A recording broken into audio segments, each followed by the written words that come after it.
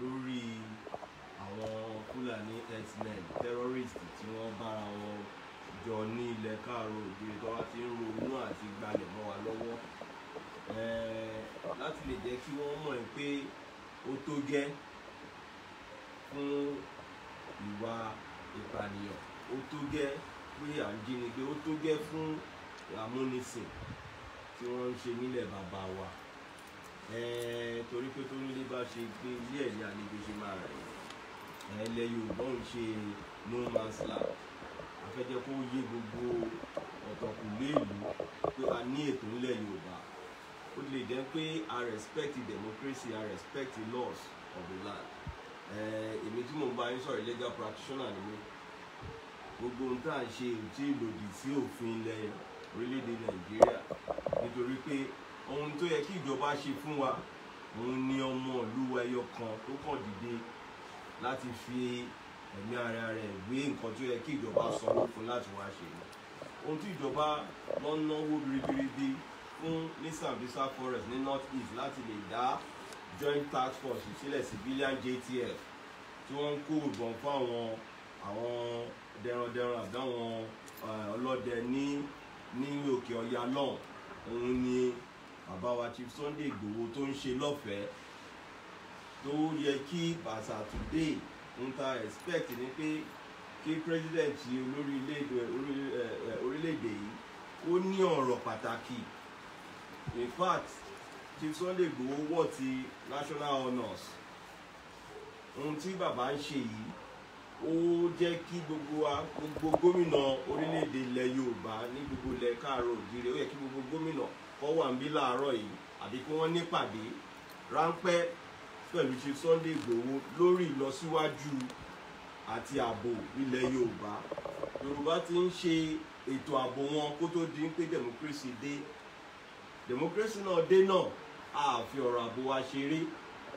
So ohun tí à ń ṣe lónìí òun láti jẹ́ pé a fi jẹ́ kí ìjọba hàn sí ìjọba pé gbogbo ohun tí Chief Sunday Igboho ṣe, gbogbo ọmọlẹ̀ káàárọ̀ òjìrì nínú wọn dùn, a lè sùn dọ́kàn pé ọkàn wa balẹ̀. Gbogbo àlejò tó bá fẹ́ bá wa gbé, wọ́n gbọ́dọ̀ gbé pẹ̀lú ìgbépò wa, pẹ̀lú òfin ilẹ̀ wa ni, pẹ̀lú ṣe àṣà àti ìṣe ilẹ̀ wa ni, pẹ̀lú bó ṣe yẹ kí wọ́n ṣe bẹ̀rẹ̀ sí ní fi ọ̀wọ̀ fún ọmọ lọ́nà wa ni. Nítorí pé ilẹ̀ wa ni, orílẹ̀-èdè wa la gbogbo àjọ wà yìí, ṣùgbọ́n ìpínlẹ̀ ti ilẹ̀ káàárọ̀ òjìrì yìí ó jọ jẹ gbogbo wa lógún ni. Àwa fi ń rọ Inspector General of Police, kò sí nǹkan tó ń pè ní community policing ju nǹkan tí Chief Sunday Igboho ṣe lọ. Community policing ò ṣe pé kakọ̀ máa ṣe meeting ọ̀sẹ̀ẹ̀sẹ̀. It has to require more intelligence and information sharing. Nígbà tá a máa dá Àmọ̀tẹ́kùn sílẹ̀, àwa la kọ ìwé aṣọ méjì sí Dawn Commission. A ti ń rò láti bí ọdún méjì pẹ̀lú Chief Sunday Igboho yìí náà lájọ́ ń rò. Ta fi ń rò pé òkè àfijọ́ lọ lọ́ǹṣì Fọ̀lúmọ́ ní ilẹ̀ Ìbàdàn yìí náà láti wá lọ́ǹṣì Fọ̀lúmọ́ ní 2 years ago. Fọ̀lúmọ́ ló bí Àmọ̀tẹ́kùn nítorí pé ó ká wa lára ni. Pẹ̀lú iṣẹ́ ribiribi yìí, inú wa ń dùn pé bàbá wa mú iṣẹ́ Fọ̀lúmọ́ yẹn ṣe ní òkúkúdùn. Wọ́n ń fọ ìlú wa mọ́ láti lè jẹ́ pé kí ọkàn wa lè balẹ̀ ni. Kí la wá ń bẹ gómìnà ìpínlẹ̀ Ọ̀yọ́ fún báyìí pé kí gómìnà ó tún èrò rò, báwo la ṣe lè fọwọ́sowọ́pọ̀ ló wà nílẹ̀ yìí. Kò ń ṣe ọ̀rọ̀ ọjà ló wà nílẹ̀ yìí. Gbogbo gómìnà ìpínlẹ̀ Èkó, Oǹdó, àti ẹ̀rí pé Oǹdó náà ń gbìyànjú. Ìjàkadì Oǹdó ń jà pẹ̀lú ìjọba àpapọ̀ lọ́wọ́lọ́wọ́ báyìí. Lára àwọn nǹkan tó yẹ kẹ́ gbogbo gómìnà wa máa fi kẹ́ wa lẹ́yìn nìyẹn. Ohun tó bá ń ṣẹlẹ̀ lóǹdó ló bá ará Ọ̀yọ́, ló bá ará Èkó, ló bá ará ìpínlẹ̀ Ògùn. Ní àná òde ní wọ́n fi ìbọn fọ́ ọmọ ìka ìyá oníyàá, ìyá àgbàlagbà ńlẹ̀ Yorùbá. A rò pé ibẹ̀ ló yẹ kí Mr. Garba Shehu ó respond sí. Pé that must stop, kí ó call fún investigation of the police to investigate àwọn tí wọ́n fi ìbọn dá ìyá oníyàá lọ́nà tí wọ́n fọ́ táyà ẹsẹ̀ mẹ́rin mọ́tò ìyá yẹn. Níbi tá a ti sì ti ń dẹ́kun ọ̀rọ̀ ìyá yẹn, àwọn Nigerian military àmọ́ tó authorize wọn láti lọ sí Yewa nípínlẹ̀ Ògùn láti nu àwọn èèyàn ní ṣìbáṣìbò nítorí pé wọ́n fẹ́ kí Fúlàní dẹ́rùn fire force by fire. bí onílé ò bá fún àwọn àlejò láyè kò síbi tí àlejò fẹ́ fi ní fọkànbalẹ̀ wọ́n ti ẹ̀ fún ẹ láyè ṣé o lè sùn mọ́jú. That is why we have come láti jẹ́ pé kó yé gbogbo everyone so concerned that this is a collective battle, the battle for liberation of Yoruba land from the cankerworms of terrorists, from the brigandage of the Fulani herdsmen hiding under the cloak of residents, hiding under the cloak of ordinary cattle rearer or cattle breeders association, hiding under all gamut of criminalities. Now we are using this medium to give them that final warning that enough is enough. There was a particular threat from the Miyetti Allah. We don't want to know who that Bodejo is. He has been threatening brimstone and fire. We don't know if the federal government would have allowed Mr. Bodejo to be committing seditious statements against the ethos of our democracy. And in the same vein, we expect the spokesman of Mr. President to speak in the light of condemning that statement from the Miyetti Allah call, or what did they call themselves. But a statement is not coming to condemn that media provocation. We are also aware that one Awa, the daughter of the Seriki Fulani of Igangan, also made similar statements. Without further investigation, that statement on its own is capable of raising the whole of the nation. But we believe, and we don't want to also believe, that the federal government will condemn our peaceful measure.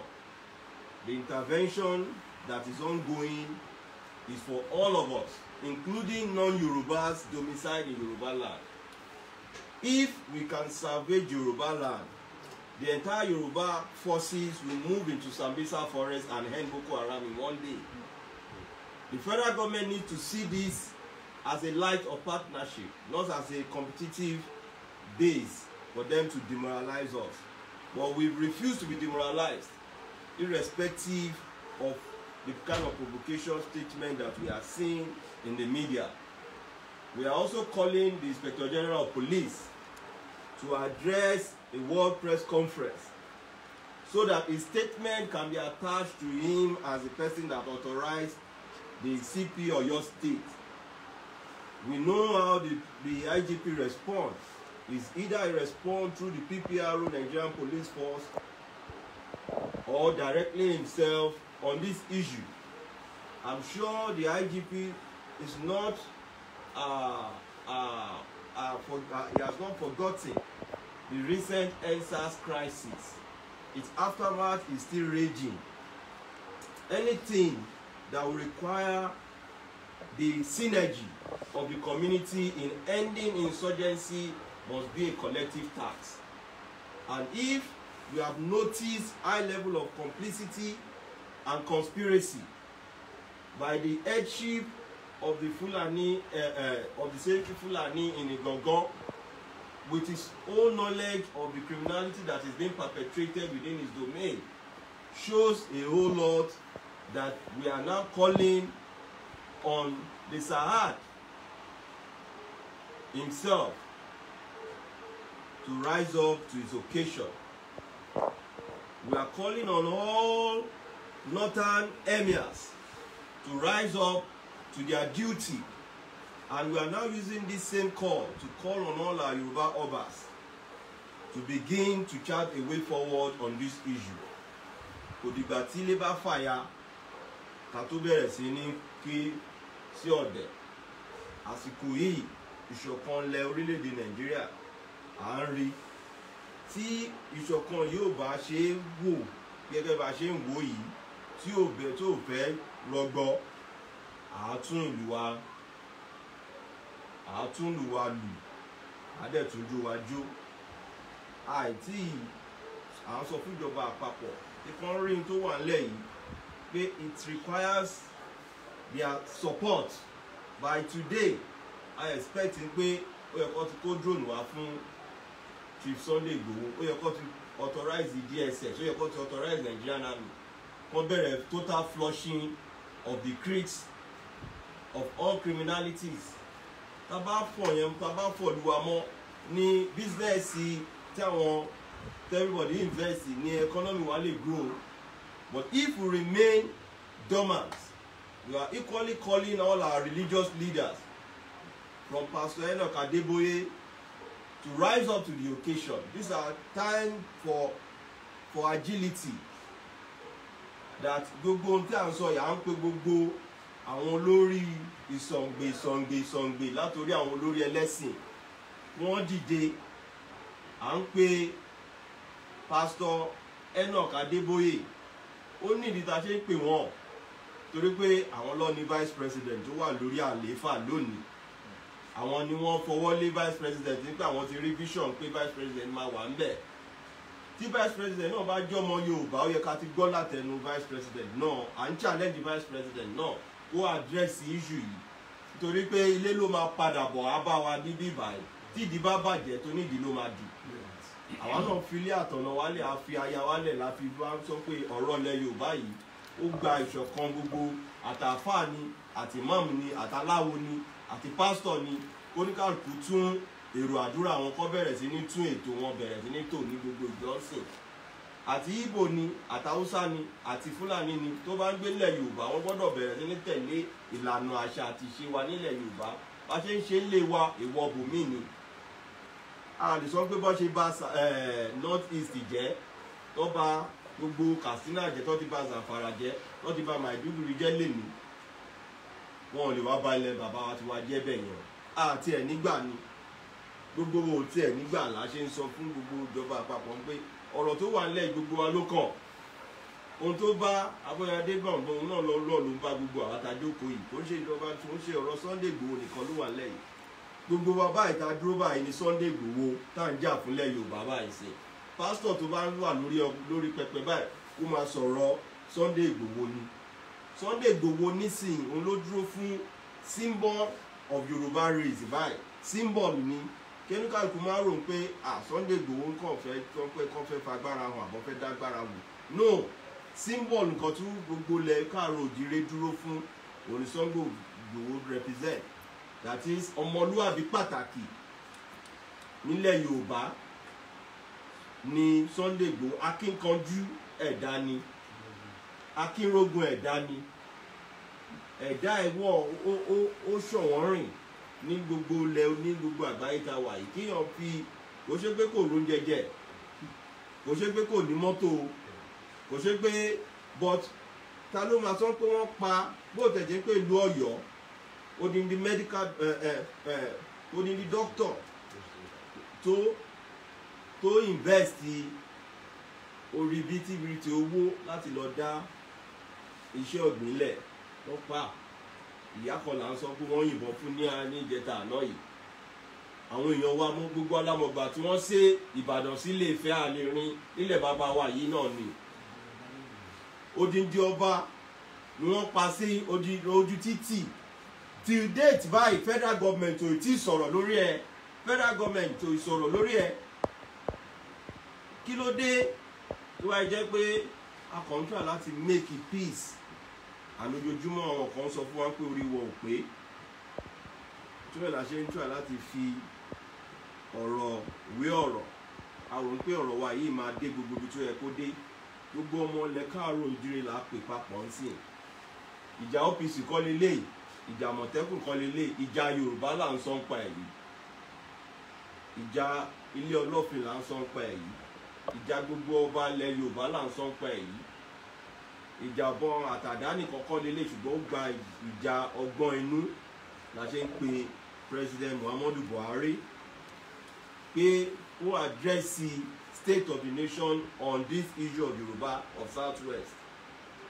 Because fẹ́ gbàgbọ́ pé Garuba Shehu is talking on behalf of presidency. Presidency is not Garuba Shehu. If it is presidency tó bá kan ọ̀rọ̀ security, national security adviser ló ní ẹ̀tọ́ àti sọ̀rọ̀, not the spokesman of Mr. President. Even if it is going to be that, kí ni Minister of Communication ṣe ń bẹ̀? So therefore, à ń gba ìjọba ní ìmọ̀ràn pé we want Mr. President to address a state of the nation within the next 24 hours, because a fẹ́ gbàgbọ́ pé in the entire Yoruba land we are supposed to be living in fear, or if there is no complicity between the federal government and the terrorists that are terrorizing us in Yoruba land, we want clarification in that regard. Because if the governor ti ìpínlẹ̀ Ondo bá ń ṣiṣẹ́ takuntakun láti sọ pé gbogbo àwọn tó wà nínú igbó wa, àwọn Fúlàní tó ń darandaran tó wà tó ń ṣe jàǹbá fún àwọn ìyàwó wa, tó ń bá wọn sùn ní tipátipá, tó ń pa àwọn olóko wa ní ìfọ̀nàfọ̀ṣù, tó wá ń tí odindi gómìnà wa ń pe àpérò pé gbogbo ẹ̀yin tẹ́ bá wà nínú oko tẹ́ jẹ́ ẹ̀yà bòmíì, ẹ wá kẹ́ wá forúkọ sílẹ̀. The presidency under Garba Shehu still went ahead to condemn it. Ìyẹn ló ń fún wa ní concern ni pé à ń fura o pé kí gọgọrọ má gún mi lójú òkèlè láti wò ó.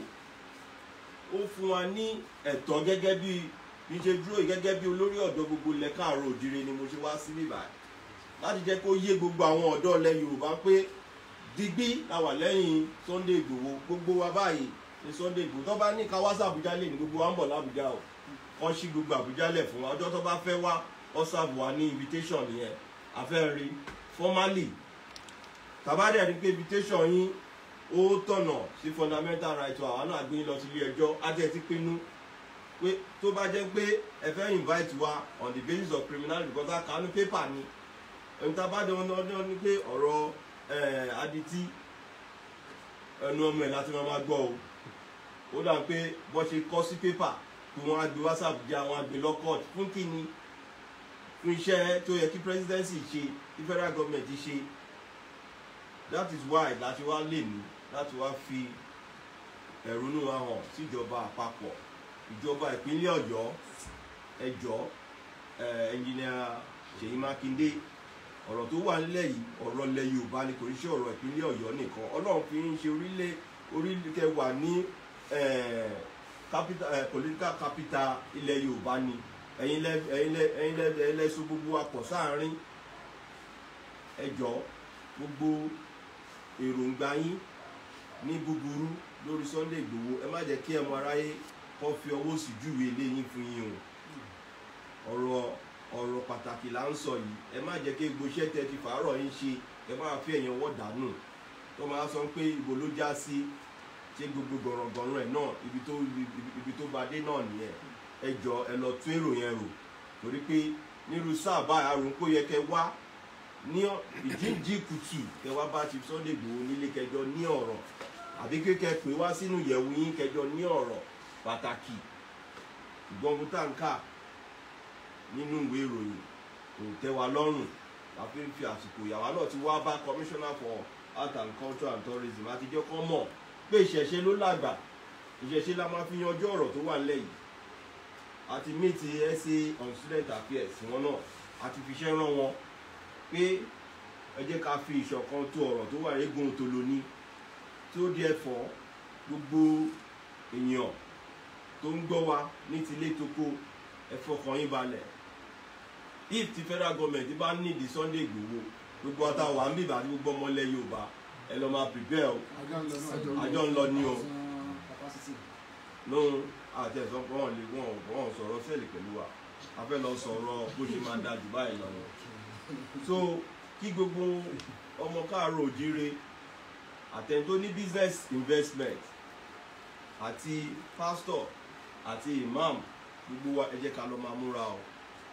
tó bá ti sọ pé wọ́n ti mú invitation wá, ṣùgbọ́n gbogbo alámọ̀ procedure of police invitation, ẹ̀jẹ̀ bá ti serve ní invitation lè wá lọ gba warrant of arrest fún ẹni tí ò dẹ̀ tiẹ̀ sáré tó jẹ́ good citizen ilẹ̀ Yorùbá tó ń sọ tax ẹ̀.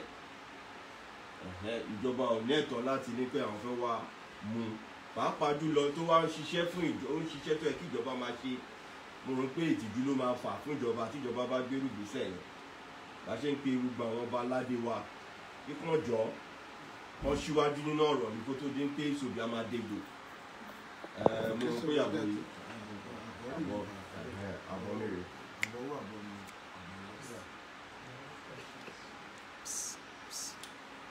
ẹ ṣé bàbá wa gẹ́gẹ́ tí a ṣe mọ̀ yín pé ẹ̀yin ni president gbogbo ọ̀dọ́ ní ilẹ̀ Yorùbá.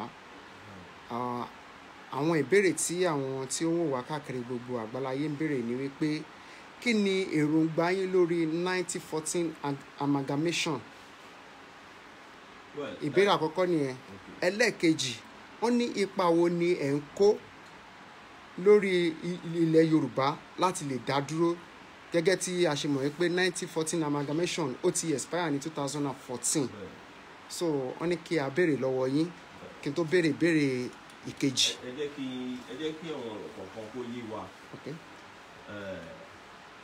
ohun tó gbé wa dé 1914 nínú oko ẹrú la wà, ojú wa sì di gbogbo ìgbà tá à ń sọ yìí. oko ẹrú yẹn tá a mọ̀ sí colonialism inú ẹ̀ náà la ṣì wà títí dè ní iná. Ìjọba ló yàtọ̀ síra wọn, àwọn tó ń mú amúnisìn ló yàtọ̀ síra wọn. Òyìnbó handover wá fún àwọn amúnisìn, ìbájá amúnisìn inú ilé àbí amúnisìn oko, inú ìjọba tí gbogbo wa wà lẹ́nu tó kọ́kọ́ hàn sí wa pé àìtí ní ohun tó ń jẹ́ democracy. 1914 to 1960 kò ń ṣe democracy là ń ràn ní gbogbo ìgbà tí wọ́n má jù wá together. Amalgamation tá à ń sọ yìí kò sí plebiscite, kò sí referendum tí gbogbo àjọ jókòó pé ẹ má jù wá together. Èròǹgbà àwọn èèyàn kan ní on our behalf. So agreement tí wọ́n bá ṣe lẹ́yìn ìwọ tí agreement yẹn kàn, mo rò pé agreement yẹn kàn wá o. Níbi táwa gbọ́n dé lónìí, Amẹ́ríkà dá gbọ́n ara ẹ̀ ní 1917 wọ́n dá gbọ́n ara wọn ni wọ́n fi gba òmìnira wọn lọ́wọ́ Britain. Ilẹ̀ Yorùbá ti ń bẹ, a dẹ̀ ti ń ṣèjọba wa, òyìnbó gan ń yàjọba wa lò ní. So lórí 1914 amalgamation kò sí contract tó bá wọ́n máa exist under the law itself 99 years ni. Once it's over after 100 years you sit back ẹ̀ tún padà wá ṣe àpérò lórí ìbágbépọ̀ yẹn. Ṣùgbọ́n torí pé 1914 gan kò exist mọ́ láti ìgbà tí democracy táwọn bàbá Awólọ́wọ̀ ti move motion. Ìgbà yẹn ló yẹ táwọn bàbá Awólọ́wọ̀ wọ́n ti ṣe àpérò wọn, kọ́ ti tún rò dáadáa, because opportunity wà fún wọn ní ọdún náà lọ́hùn láti sọ pé ṣé ká dá ra wa pè lọ́tọ̀ọ̀tọ̀ ni. But àwọn ṣe wọ́n dẹ́rù tí wọ́n náà rò ń pé ẹ jẹ́ ká jọkọ̀ wọ́n rìn pé bóyá rìn pọ́n ọmọ ejò kò ní jẹ́ kí ejò yára olú àbí kékeré akáníkẹ́ tó gbé kí ìyá jẹ ọmọ ejò. Ṣùgbọ́n a ti wá bára wa nínú 1914 yẹn mo rò pé mo fẹ́ kọ́ dáhùn yín pé there is nothing like 1914 in our own present age. 1914 is as dead forever. Now ìbágbépọ̀ wa la ṣe ń pe longo ní ayé tiwa yìí sì ń pé a fẹ́ restructuring, a fẹ́ ṣe àpérò pé báwo ni a ṣe kọ́ ilé yìí, a fẹ́ wo foundation àbí kọ́ ilé yìí, a fẹ́ tún sọ, a fẹ́ tún rò, a fẹ́ tún gbogbo ibi tí kọ̀ díẹ̀díẹ̀ bá tó bá wà mẹ́gbẹ́ ní pé bá gbogbo ọ̀rọ̀ tí gbogbo ilẹ̀ Yorùbá ń sọ lẹ́jọ́ mẹ́ta yóò dúró pé ẹ jẹ́ ká ní àpérò, ká ní àtúntò yẹn ló máa bí gbogbo alamọ̀ pé òfin tá àbádòfin wa tá à ń lò lórílẹ̀‐èdè Nàìjíríà ìbọn fún rẹ̀ bí wọ́n máa ń pè kankan ní 419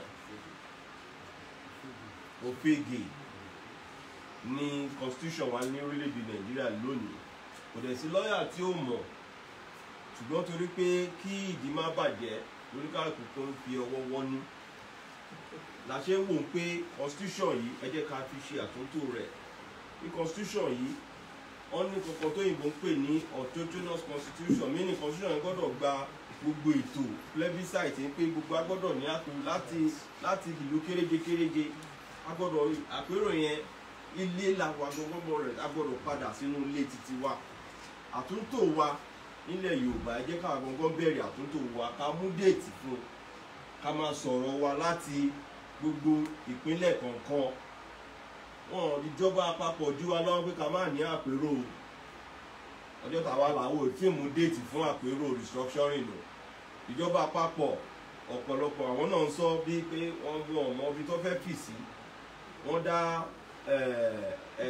constitutional review tí gómìnà ìpínlẹ̀ Kaduna El-Rufai tó ṣe chairman ẹ̀ gbogbo àbálọ ẹ̀ àríbi tó kọjú sí. Goodluck Ebele Jonathan ó lóun ṣe conference àbálọ àbábọ̀ ẹ̀ àríbi tó forí ṣọpọ́n ni. So a lè máa run experimental democracy tá à ń run nìyí torí pé ó ti kàn wá báyìí. Àwọn ọ̀dọ́ òde òní la ṣe ń sọ pé at the right time ọjọ́ ta bá mú fún àpérò ìpínlẹ̀ Ọ̀yọ́ yìí náà láti máa bẹ̀rẹ̀ àpérò wa o. Àpérò yẹn dẹ̀kẹ̀rẹ́ ó máa lọ ní tilé tó kó ni. One lórí irú ìjọba ọ̀gangan ló tẹ́ wa lọ́rùn ní ilẹ̀ Yorùbá. Ní ìpínlẹ̀ Òkè Ọya náà wọ́n ní ṣàríà lọ táwọn fi ń ṣe ètò ìlú tuntun wọn. Àwa náà gbọ́dọ̀ ní òfin ìkọ̀tọ́ nílùú tí ò sí òfin kò ní sí ẹ̀ṣẹ̀. Àwa lẹ́lẹ̀ Yorùbá yìí náà àwa náà gbọ́dọ̀ ní òfin tó kọ́kọ́ di ọba tó di onílé tó di ẹlẹ́mù tó gbájọ máa mọ̀ pé ibi ta fọwọ́ lọ́wọ́ nílé. Wọ́n ta bá wá kọ gẹ́gẹ́ bí òfin wa kò tí ì lòdì sí òfin ìjọba àpapọ̀. Àkọ́kọ́ gbọ́dọ̀ ní òfin tiwa nílé. Òfin tiwa ta bá ní nílé la máa fi hàn pé ṣé àti ẹ̀ ti ń túra wá lẹ̀ nínú ilé náà.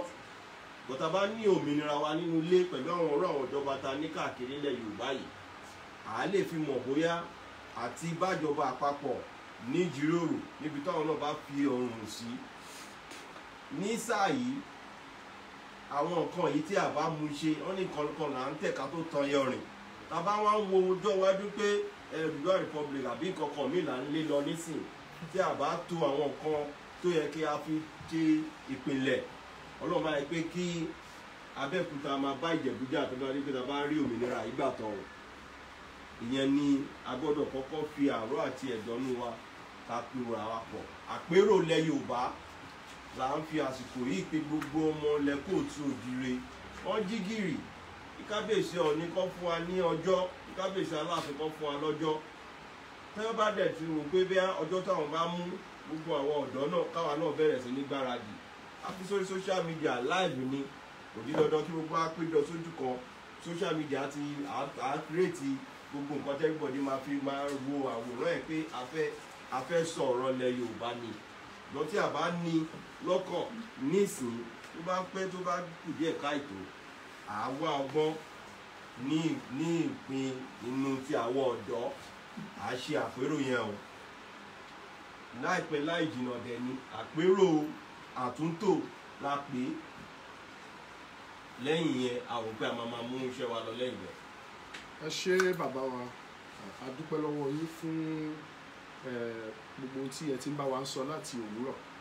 Àwa náà bó tẹ̀ jẹ́ pé a ní àwọn ìbéèrè tí ó wà lọ́kàn wa pé ká béèrè ṣùgbọ́n a kọ́kọ́ gbọ́dọ̀ fi ti aráàlú ṣe torí ìyẹn làwa lérò pé ó ṣe kókó. Gbogbo àwọn ọ̀dọ́ ọmọ ilẹ̀ Yorùbá tí wọ́n wò wá káàkiri àgbáyé tí wọ́n dẹ̀ ń dá sí ètò lọ́wọ́lọ́wọ́ wọ́n ní ká bi yín bàbá wa wípé bí ọ̀rọ̀ ṣe rí lọ́wọ́lọ́wọ́ yìí wọ́n ní ǹjẹ́ ẹ tilẹ̀ jáde lọ láti lọ gbọ́ ọ̀rọ̀ lẹ́nu àwọn ọ̀dọ́ tó kù tí ẹ̀yin ṣe olórí fún láti mọ èròǹgbà ọkàn wọn.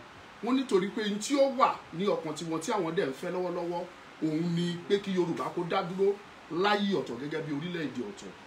Wọ́n ní orílẹ̀-èdè Hong Kong wọ́n ní ìgbà kan rí wọ́n wà lábẹ́ àwọn orílẹ̀-èdè kan tó jọ ń ṣe. Wọ́n ní òfin tí wọ́n fi so àwa àti àwọn Òkè Ọya papọ̀ ni wọ́n fi ṣe tiwọn náà. Ṣùgbọ́n lẹ́yìn tí wọ́n pé 100 ọdún wọ́n tú wọn sílẹ̀ wọ́n dẹ̀ ti ń dá ìjọba ara wọn ṣe. Wọ́n ní àkókò ti tó kí Yorùbá náà kó dá ìjọba tiẹ̀ ṣe. Wọ́n ní kí lẹ rí sí eléyìí. Wọ́n nítorí pé ọ̀rọ̀ restructuring lẹ ń sọ wípé kò bá ohun tí àwa ọ̀dọ́ àsìkò yìí tí à ń fẹ́ mu. Kí lẹ rí sí. Olóòtú tẹ́yìn tó bá ní etí tó bá gbọ́ bí tí mo sọ̀rọ̀ dé bóyá torí pé àyàn ògbìfò tá a fi ń pe restructuring tá a bá sọ ní èdè tiwa tó ń pè ní àtúntò bóyá èèyàn ògbìfò yẹn ọ̀tọ̀ọ̀tọ̀ ni bẹ́ẹ̀ ká gbé ní restructuring pé bọ̀ ká pè ní àtúntò. Ẹni tó bá ń fẹ́ àtúntò mínì ni pé abẹ́ lọ sí ìpìlẹ̀ ẹ̀ṣẹ̀ ni gbogbo ọ̀dọ́ ilẹ̀ Yorùbá tó ilẹ̀ la kọ́ ń béèrè ọwọ́ ilẹ̀ la kọ́ ń béèrè ká tó bẹ̀rẹ̀ sí ní gbégbèsẹ̀. Ohun tó wà níwájú yìí àwọn bàbá wa mọ bó ṣe ń tò ó àdá nìkan ṣe àwa náà ti tọ́ ọ àti fífá béèrè àti wádìí ẹ̀ òmìnira wa ń bọ̀ tí ò tiẹ̀ ní gba ìnira àní fi ìnira gba òmìnira ńlẹ̀ káàró òdìrí nítorí la ṣe ń pe àwọn ọ̀dọ́ wa ń pé ẹ jẹ́ ká bẹ̀rẹ̀ tí nínú abá ti mú ọjọ́ fún àpérò kápérò yẹn kó lọ ní tilé toko gbogbo gómìnà gbọ́dọ̀ wà involve ni àpérò là ń sọ ń pẹ̀ yìí àpérò tábà ti ní àpérò wa resolution àpérò wa ibi bàbá máa yà sí tábà máa lọ. ẹ ṣe ẹ jẹ́ kí n sáré béèrè ìbéèrè tí àwọn ènìyàn ní ká béèrè yìí wọ́n ní ẹ sọ̀rọ̀ àpérò wọ́n ní ìwé nìkan láti lọ ṣe ojú wọn wọ́n ní ǹjẹ́ ẹ gbàgbọ́ ipò yẹ kí ìbò kó wáyé ní 2023 yẹn. ẹ jẹ́ kọ́kọ́ dá yín lẹ́nu kọ́ lórí yẹn ọ̀rọ̀ lẹ Yorùbá ò kan 2023 ìbéèrè yẹn ò kan lẹ Yorùbá ń sìn àwọn tó ń lọ fún òṣèlú tó dára wọn mọ̀ gẹ́gẹ́ bí ọmọ ẹgbẹ́ òṣèlú tó lọ fi òǹtẹ̀ lu ẹni tí wọ́n yàn wọ́n ní ẹ̀tọ́ láti ṣe ohun tó kọ̀ wọ́n wọn ò sọ ní orúkọ lẹ Yorùbá o ẹ jẹ́ ká yànnà ní ọ̀rọ̀ tó wà nílẹ̀ yìí kò ń ṣàpérò ni wọ́n dá ìjọba ọ̀dọ̀ àjọ titun wọn lé lórí o so nítorí ìbéèrè yẹn ká má wàá da irú àti ṣàpapọ̀ kò tiẹ̀ kàn wá wọ́n rìnrìn wọn bó ṣe fẹ́ ni wọ́n lẹ̀tọ́ gẹ́gẹ́ bí ọmọ ilẹ̀ Yorùbá so ṣùgbọ́n wọ́n ní ẹ̀tọ́ láti ṣe tó bá wù wọ́n.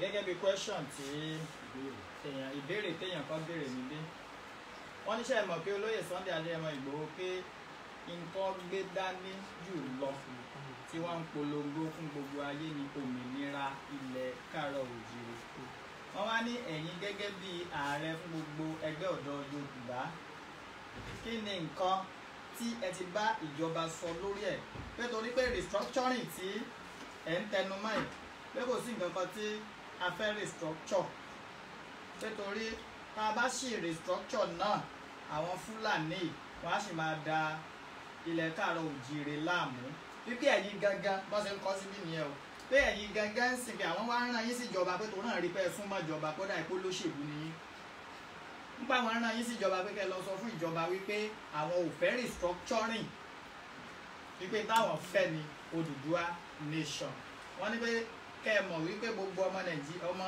ilẹ̀ káàárọ̀ oòjíire ló ń wò yẹn tó sọ̀rọ̀ lóun sọ̀rọ̀ láti Germany wípé so àwọn fẹ́ pé tó rọ̀rọ̀ tẹ bá sọ ń sìn ní ojú táwọn máa fi wò yìí. kí n dúpẹ́ fún bàbá tó béèrè béèrè òmìnira tá à ń sọ ń pẹ̀ yìí mo sọ̀rọ̀ kan láti ìṣèbẹ̀rẹ̀ ọ̀rọ̀ mi mo ní pé àti gba amúnisìn títí di òní àti ìnáwó tó ń jó òmìnira mo sọ nínú ọ̀rọ̀ ṣáájú mi kò dẹ̀ sí ìgbà tí òmìnira wa ò ní dé ibi tá a wà yìí ọ̀rọ̀ òmìnira là ń bá gbogbo ọmọ ilẹ̀ Yorùbá sọ òmìnira wa kò sí ẹ̀dá kankan tó lè sọ pé òmìnira ilẹ̀ Yorùbá ó wà lọ́wọ́ òun òmìnira wa ó wà lọ́wọ́ àwa Yorùbá òmìnira wa ó wà lọ́wọ́ àwa Yorùbá iye àsìkò tá bá fi ní àpérò pẹ̀lú ara wa mo ti sọ àwọn nǹkan kan síwájú tí a bá tó tá fi egun òtòlò tó lọ́rọ̀ ìjọba àpapọ̀ à á sọ̀wé sílẹ̀ fún wọn ni tí ìgbéyàwó ò bá ṣe é ṣe mọ́ oníkàlùkù á submit notice of divorce ni kò dẹ̀ wọ́n dẹ̀ mú ní sìn pé dandan kó kú sí ní ìgbéyàwó tí ò bá tẹ̀ lọ́rùn ìjọba gan náà mọ̀ pé domestic violence ni gọ́ọ̀mẹ̀ntì yìí ń kọ̀mìtì tó ń bá wa sùn ní ìfọ̀nàfọ̀ṣù tó ń yẹ̀yẹ́ wa tó ń pa wá lẹ́kún lójoojúmọ́ so domestic a lè sọ pé national domestic violence ní federal government ń commit a dẹ̀ fi ń kí wọn nílọ̀ ni a ṣe wá sí orí afẹ́fẹ́ láti lè jẹ́ kí wọ́n mọ̀ pé ẹ̀rù inú wa la fi ń sọ pé ìjà tó wà nílẹ̀ yìí àti ìpolongo tí gbogbo àjọ ń sọ ń pa èyí òmìnira wa yìí ojú kan yìí àti bẹ̀rẹ̀ sí ní sọ nìyẹn ní gbogbo onílé tẹlẹ́mù kí wọ́n ní ìfọ̀kànbalẹ̀. Date of our declaration fún òmìnira kọ́ ló ṣe pàtàkì bí ó ṣe pé iye ọ̀rọ̀ Yorùbá ní bó ṣe ń tò ọ̀rọ̀ à ń ṣe Haúsá à ń ṣe ilẹ̀ Ìgbò ká máa lu gbọ̀ngàn káàkiri àdúgbò pé pẹ̀lú fúláàgì a gbọ́dọ̀ tó ọ̀rọ̀ wa nínú ilé dáadáa gbogbo alámọ̀ pé bíkú ilé ò bá pani tòde ò lè pani o àwọn èèyàn wa nílẹ̀ Yorùbá kan wọ́n ti tà wá bí inú sóko ẹrú àwa gbọ́dọ̀ kọ́kọ́ lọ gbára wálẹ̀ lọ́wọ́ àwọn yẹn náà tómìnira nínú ilé ò bá ṣẹlẹ̀ mo ti sọ síwájú náà tẹ́lẹ̀ mo ní pé nínú ilé la ti ń kẹ̀ṣọ́ ròde àwọn bàbá wọn Ọbásanjọ́ ibo ni wọ́n fì sílẹ̀ ní à ń pè wọ́n báyìí kọ́ máa gbọ́ níbi tó bá wà Aṣíwájú Bọ́lá Ahmed Tinubu ibo ni wọ́n fì sí nínú òmìnira wa nílẹ̀ Yorùbá Bọ̀dé George ibo ló fì sí nínú òmìnira wa nílẹ̀ Yorùbá gbogbo àwọn ọba aládé wa ibo ni wọ́n fì sí ní ọ̀rọ̀ òmìnira wa nílẹ̀ Yorùbá.